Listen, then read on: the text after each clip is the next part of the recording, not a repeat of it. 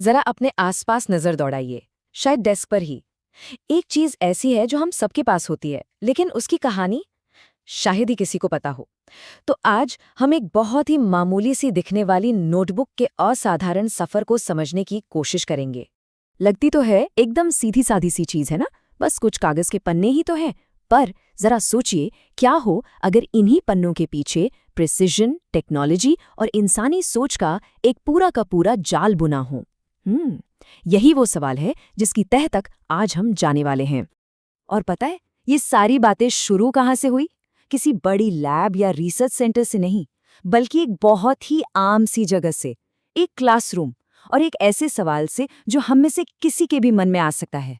चलिए, एक स्टूडेंट निशा की कल्पना करते हैं। वो क्लास में बैठी अपनी नोटबुक को देख रही है, वही नोटबुक जिसे वो रोज इस्तेमाल करती है। पर अचानक वो चीज उसे बिल्कुल अनजानी लगने लगती है। भी ये आती कहाँ से? बस यही जो जिज्ञासा की एक छोटी सी चिंगारी है ना, यही एहसास कि हम अपनी रोजमर्रा की चीजों के बारे में कितना कम जानते हैं, वही हमारे आज के सफर की असली शुरुआत है। तो चलिए अब क्लासरूम की उस शांति को पीछे छोड़ते हैं और सीधे एक कागज की फैक्ट्री के शोरगुल और हलचल के बीच चलते हैं। उत्पादन की आवाजों और नज़ारों के एक बिल्कुल नए अनुभव के लिए तैयार हो जाइए।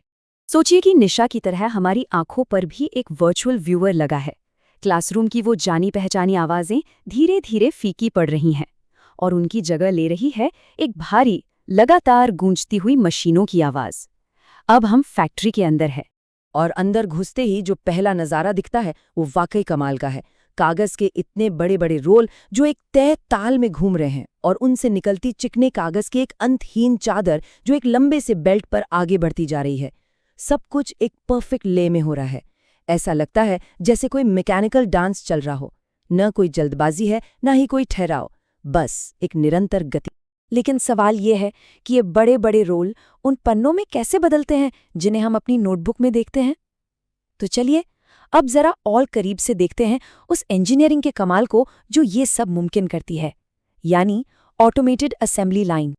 यहाँ एक एक पन्ने का सफर देखने लायक है। सबसे पहले उन भारी रोल्स को मशीन में डाला जाता है।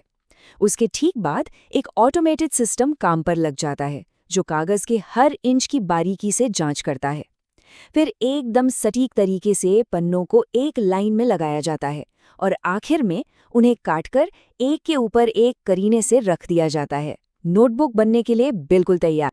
और ये जो ऑटोमेटेड इंस्पेक्शन वाला हिस्सा है ना, ये सच में हैरान करने वाला है। ये सिर्फ तेजी का मामला नहीं है, ये एक तरह की मशीनी बुद्धिमत्ता है। सोचिए, कैमरे और सेंसर लगातार काम करने वाली आंखों की तरह हैं, जो हर सेकंड हजारों फैसले लेते हैं ताकि क्वालिटी में कोई कमी ना रहे। और अगर कोई शीट जरा भी खराब है तो उसे बिना किसी इंसान के छुए लाइन से बाहर कर दिया जाता है। ये दिखाता है कि मशीनें सिर्फ काम नहीं करती, बल्कि एक तरह से सोचती भी हैं। पर अगर हम ये सोचें कि यहाँ सब कुछ बस रोबोट्स ही कर रहे हैं, तो ये गलत होगा। इस कमाल की ऑटोमेशन के पीछे एक और उतना ही जरूरी पहलू है, और वो है इंसानी निगरानी। असल में ये एक साझेदारी है, इंसान और मशीन के बीच लिए गए फैसलों का एक पूरा सिस्टम।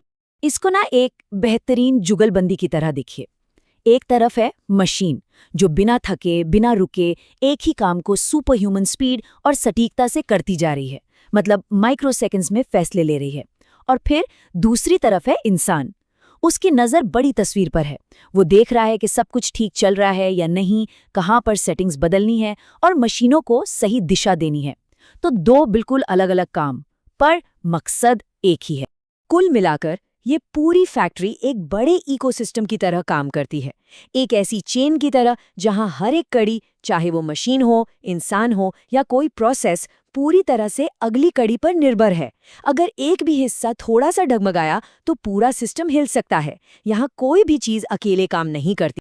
और इस तरह जब हम इन सारे हिस्सों को एक साथ जोड़कर देखते हैं तो उस नोटबुक का छिपा हुआ सफर आखिरकार हमारे सामने आ जाता है। अब वो सिर्फ डेस्क पर रखी एक चीज नहीं रह जाती, वो एक अविश्वसनीय रूप से जटिल सिस्टम का नतीजा नजर आती है, और ये नया नजरिया सब कुछ बदल देता है। निशा के लिए ये एक अरे वाह वाला पल था, जैसा कि सोर्स में कहा गया है, और मुझे लगता है ये लाइन पूरी कहानी का निचोड़ है। फैक्ट्री अब दूर की या जटिल नहीं लग रही थी, वो एक ऐसी जगह महसूस हो रही थी जहां विचार, मेहनत और सोच समझकर लिए गए फैसले सब एक साथ मिलकर काम कर रहे थे।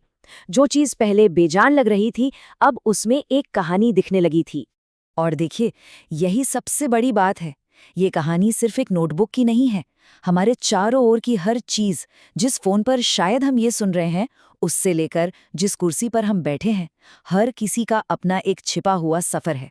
डिजाइन, मैन्युफैक्चरिंग और मेहनत की एक पूरी कहानी, जिसके बारे में हम शायद ही कभी रुककर सोचते हैं। तो अगली बार जब हम अपनी डेस्क को देखें तो एक सवाल जरूर सोचना चाहिए, हमारी नजरों के ठीक सामने कौन कौन सी कहानियां छिपी हुई हैं। जरा गौर से देखने की जरूरत है, सवाल पूछने की हिम्मत करनी होगी।